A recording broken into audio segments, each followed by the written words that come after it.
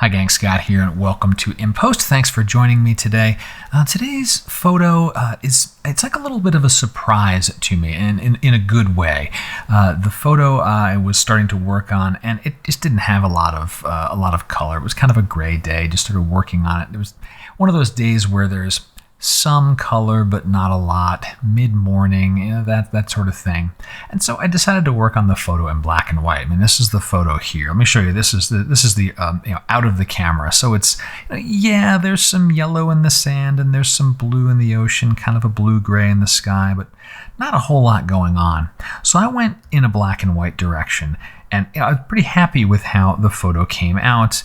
Some main things that really kind of brought the photo to life was the masking here for the sky to rein that in. This one here just to darken the foreground. That was really the big deal there, like to really get that separation.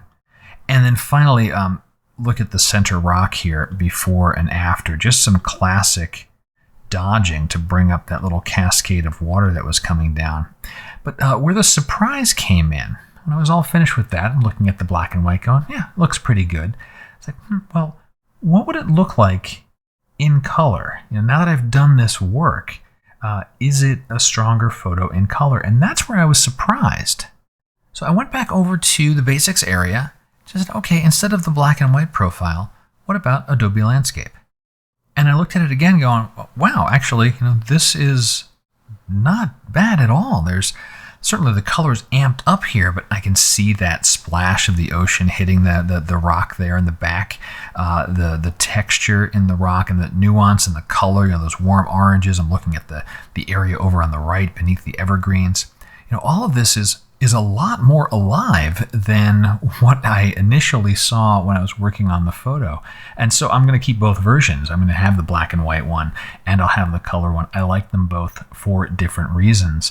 And maybe if there's a point to the video, it's not discounting color or black and white. And maybe it's working in black and white can produce a stronger color photo. So when I was working in the black and white photo, let's go back to that black and white profile there.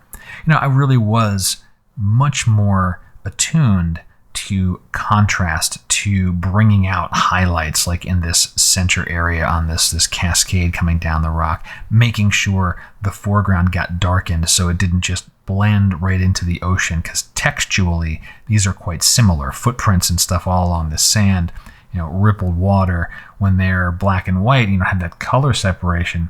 Those were blending in together a lot. So playing more with light, with shadow, and then ultimately producing, a stronger color photo as a result. I found that to be interesting, so I thought I'd pass it along and share it here.